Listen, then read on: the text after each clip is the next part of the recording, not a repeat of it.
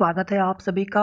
Edit junior शिक्षक भर्ती में आज इलाहाबाद हाई कोर्ट में सुनवाई थी इनवैलिड रिजल्ट कम अंक वाले मामले में। और ये विवाद जो है भर्ती के संशोधित रिजल्ट आने के बाद से हुए थे। और फिलहाल मैं बता दें कि आज की सुनवाई का कोर्ट ऑर्डर भी जारी हो चुका है और भर्ती के पूरे प्रोसेस पर संशोधित रिजल्ट के बाद के जो कुछ भी प्रोसेस होने हैं भर्ती में उस पर स्टे लग चुका है। वीडियो को एक बार आप पूरा सुन लीजिए। अगर आपसे कोई ये कह रहा है कि नहीं ये पूर्णिमा शर्मा केस वाला स्टे है केवल ज्वाइनिंग लेटर वाला, तो पूरी तरह से वो चीज़ों को आप समझ नहीं पाए हैं या फिर वो भैया समझ नहीं पाए हैं। यहाँ पर इनवैलिड रिजल्ट वाले मामले में भर्ती में स्टे लग चुका है और एक दो याचिकाएं नहीं पड़ी हुई हैं, टोटल 25 याचिकाएं पड़ी हुई हैं। आप केवल एक याचिका जानते हैं 16/059।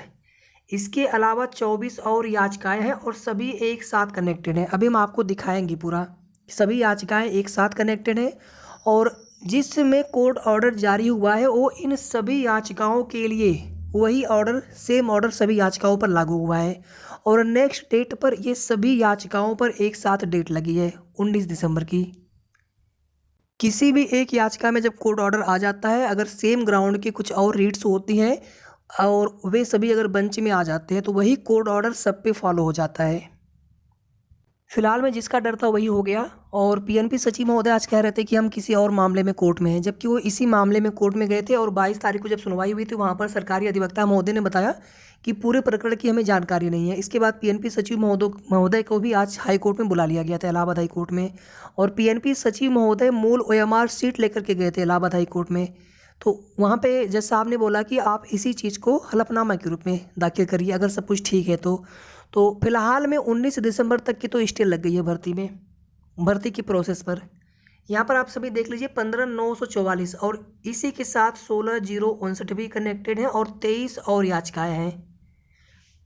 विपिन सिंह इसमें अकेले याचिका करता है। और यहाँ पर देखिए आप सभी, श्री शैलेंद्र सिंह विद्वान अस्थायी वकील ने विस्तृत जवाबी हलफनामा दायर करने के लिए 19/12/2022 तक का समय मांगा है। 19/12/2022 को नए सिरे से संबंधित रीट याचिकाओं के साथ सूचीबद्ध करें। लिस्टिंग की अगली तारीख तक उत्तरदाताओं को, मतलब यहाँ पर जो सरकारी अधिवक्ता हो गए और पीएनपी हो गए, उत्तरदाताओं को दिनांक 6 सितंबर 2022 का जो संशोधित रिजल्ट आया हुआ है के परिणाम की घोषणा के परिणाम स्वरूप कोई कार्रवाई नहीं करनी चाहिए। मतलब संशोधित रिजल्ट आने के बाद से भर्ती में कोई भी प्रोसेस नहीं होना चाहिए, सीधे सीधे भर्ती पर स्टे लग गई है, पूरी तरह से पूरे प्रोसेस पे स्टे लग गई है। और ये याचिका इनवैलिड रिजल्ट वाला है, संशोधित रिजल्ट आने के बाद से। पूर्णिमा शर्मा का इसमें कैसे कन्फ्यूज होना है, पूर्णिमा शर्मा वाले केस का और यहाँ पर संशोधित रिजल्ट का, वो तो पहले से ऑलरेडी से ज्वाइनिंग लेटर पर स्टे लगा हुआ है, वही स्टे एक्सटेंड होता है, वो मामला अलग है जो कि 21 दिसंबर को सुना जाएगा।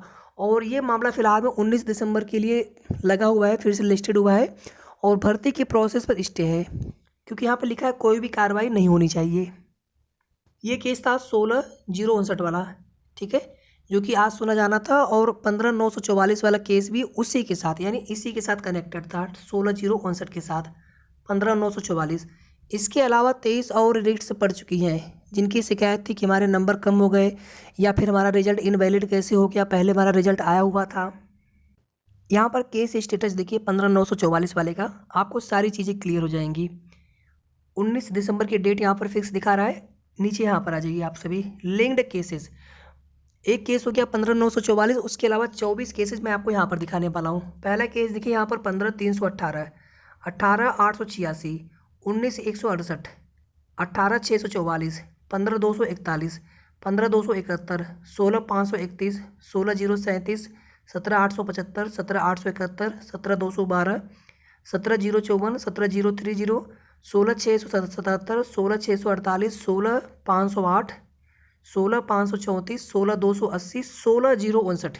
ये देखिए यहाँ पर जो आप कन्फ्यूज हो रहे थे कि 16/059 कोई अलग केस नहीं है, सेम ग्राउंड का है।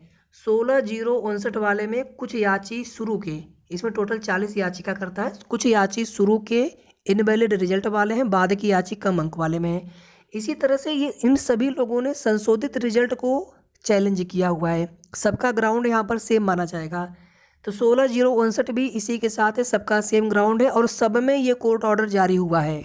आगे यहाँ पर देख लीजिए 16/026, बाकी जो चाहते थे अधिकारी, जो चाहते थे पीएनपी सचिव महोदय, अब क्या कहा जाए यहाँ पर अधिकारियों की गलती दे या फिर यहाँ पर जो अभ्यर्थी चाहते थे भर्ती पूरी हो, अब फिर से इंतज़ार। अब कितना लंबा इंतज़ार होगा कुछ भी नहीं कहा जा सकता है।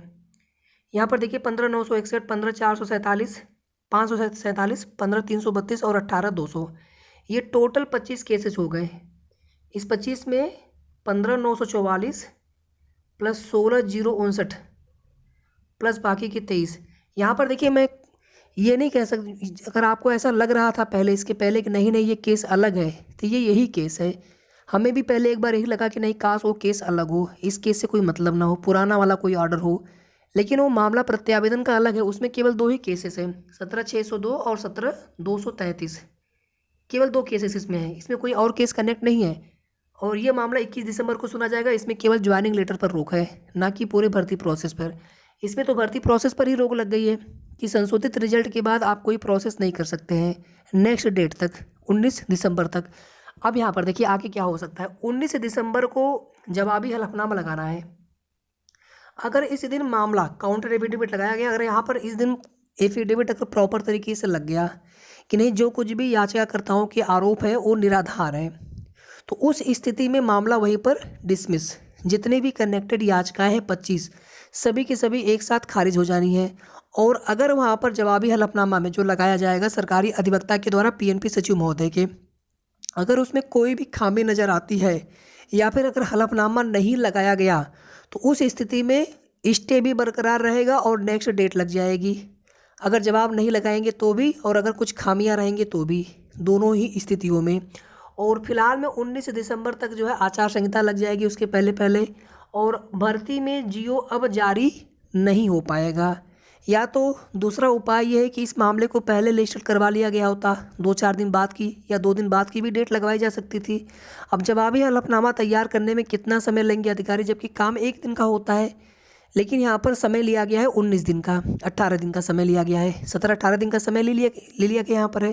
तो 19 तारीख की डेट लग गई है, जबकि यहाँ पर 1 दिन 2 दिन में भी जवाब लगाए जा सकते थे। आज पीएनपी सचिव महोदय पूरी मूल ओएमआर शीट लेकर के गए हुए थे, ये जानकारी दी जा रही है। हालांकि वो लॉकर में रखा होता है, उसकी गोपनीयता होती है, बिना उसकी वीडियो रिकॉर्डिंग के वो ओएमआर शीट वहाँ से निकाली भी नहीं जा सकती है बिना शासन के निर्देश के। तो फिलहाल में जो कुछ भी चीज़ें थी आपको बताने का प्रयास हुआ। और भर्ती में फिलहाल में आगे की प्रोसेस पर स्टे लग चुका है 19 दिसंबर तक। और फिलहाल में आचार संहिता में भर्ती का जियो तभी जारी हो पाएगा जब यहाँ पर अधिकारी चुनाव आयोग से परमिशन ले लेंगे। ऐसा बिल्कुल भी नहीं है कि आचार संहिता लग जाएगी तो भर्ती का जियो नहीं आ पाएगा। 19 दिसंबर तक भर्ती का जियो जारी नहीं कर सकते हैं। और अगर 19 दिसंबर को मामला डिस्पोज्ड ऑफ हो गया, डिसमिस हो गया, खारिज हो जाएगा। डिस्पोज्ड ऑफ तो तब होता है कि जब वहाँ पर याची के पक्ष में कुछ होता। अगर यहाँ पर काउंटर एफिडेविट प्रॉपर तरीके से लगा दिया गया, कोई भी उसमें खामी नज़र नहीं आती है, याचिकाकर्ताओं की अपील निराधार साबित होती है, उस स्थिति में सबकी याचिकाएं एक साथ जो कनेक्टेड है 25 वो डिसमिस हो जानी है, खारिज हो जानी है। 19 दिसंबर के बाद फिर यहाँ पर क्या संभावना बनेगी वो आप ध्यान से सुन लीजिए यहाँ पर, क्योंकि इन्हीं चीज़ों के साथ हमें आगे अब वापस से अधिकारियों से बात करनी होगी, उन पर दबाव बनाना होगा। अदरवाइज ये भर्ती बहुत लंबी खींचेगी। 19 दिसंबर के बाद पुरानी भर्ती है, भर्ती का जियो जारी करना होगा, चुनाव आयोग से अनुमति मिल जाएगी, लेकिन अनुमति लेना होगा अधिकारियों को। और ये कार्य 3 से 4 दिन का है या अधिकतम सप्ताह भर का काम है। ठीक है, तो यहाँ पर हमें कोशिश ये करनी होगी पीएनपी सचिव महोदय से मिलकर के कि सर यहाँ पर जवाब लगाइए प्रॉपर तरीके से और इस मामले को डिसमिस करवाइए, अगर कोई कमी नहीं है तो।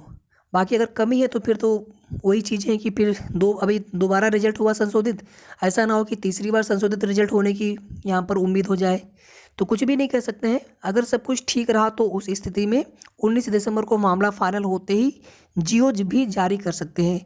जियो पर पहले से जो प्रस्ताव है वो शासन को भेज दिया जाए, शासन से अनुमति भी मिल जाएगी उस पर समय से, और इधर मामला जैसे निस्तारित हो जाता है। अगर यहाँ पर सरकार की, शासन की, अधिकारियों की मंशा भर्ती कराने की होगी तब ये सब चीज़ें जो हम लोग यहाँ पर सोच रहे हैं किस प्रकार से होना है। अदरवाइज भर्ती में फिलहाल में प्रोसेस पर रोक लग चुका है और एक बहाना मिल जाएगा अधिकारियों को। लेकिन अगर उन्हें कार्य करना होगा तो तब तक ये अपना भर्ती की जियो वाला कार्य पूरा कर सकते हैं, शासन से अनुमति भी ले सकते हैं, और उधर 19 तारीख को जवाब लगा करके मामले को खारिज कराते हुए इधर भर्ती प्रोसेस आगे बढ़ाई जा सकती है। और अगर कहीं कुछ खामी उसमें मिली, अगर काउंटर एफिडेविट जवाबी हलफनामा अगर नहीं लगाया गया 19 तारीख को, तो उस स्थिति में फिर नेक्स्ट डेट भी लगेगी, भर्ती पर स्टे भी बरकरार रहेगा। साथ ही साथ फिर आगे क्या होगा किसी को नहीं पता। जब ये संशोधित हुआ था रिजल्ट, किसी को नहीं पता था कि रिजल्ट को संशोधित भी करना पड़ेगा। लेकिन बाद में आप देखेंगे कि जो भर्ती का पहली बार रिजल्ट आया तो उसमें खामियां पाई गई।